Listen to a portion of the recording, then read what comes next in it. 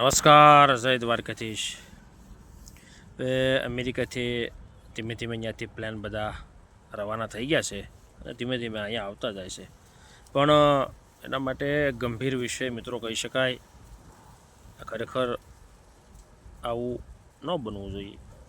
પણ મેન મુદ્દો દે છે ત્યાં અનલીગલી ગયા હું કામ, મેન પ્રશ્ન દે છે. ઘણા બધા લોકો પાસે આવ્યા, એમાં કાલે એક પ્લાન આવ્યું, એમાં 7 બાળકો હતા. એ તો સગીર વયના હતા, કોઈ 8 વર્ષના, 12 વર્ષના, 17 વર્ષના, 14 વર્ષના, 6 વર્ષનું. એક તો બાળક 6 વર્ષનું હતું. એટલે આના માટે સરકાર બહુ ગંભીર છે મિત્રો. એટલે આવી વસ્તુ ખરેખર ઘટના ન બનવી જોઈએ. અને આવું પહેલી વાર નથી બન્યું. આવું અમેરિકાએ પહેલાં પણ લોકોને બિનકાયદેસર રહેતા હતા અને ત્યાંથી રવાના કર્યા હતા. એટલે જાઓ તો ખોટી બોર્ડર કોઈ ક્રોસ કરીને જવું નહીં, લીગલી રીતે જાઓ, કાંઈ વાંધો નહીં, બરાબર. એટલે આવી ઘટના ન બનવી જોઈએ. આખા દેશમાં હાહાકાર મચી ગયો.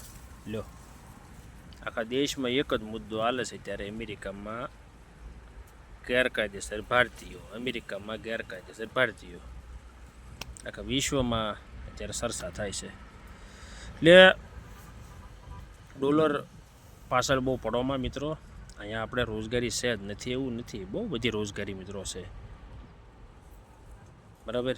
અહીંયા આવો, જુઓ, 10 જણાને પૂછો કયા સેક્ટરમાં શું છે. એ બધું છે જ અહીંયા, નથી એવું નથી. આ બધું હાલે જ છે અહીંયા.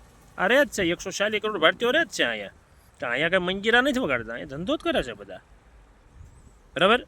એટલે થોડાક ધીમે અહીંયા આવ્યા, વેલકમ, પધારો, કાંઈ વાંધો નહીં. તમારું વતન છે અહીંયા, તમારો અધિકાર છે અહીંયા પાછું આવો. એમાં કાંઈ કોઈ કહી શકે એમ નથી.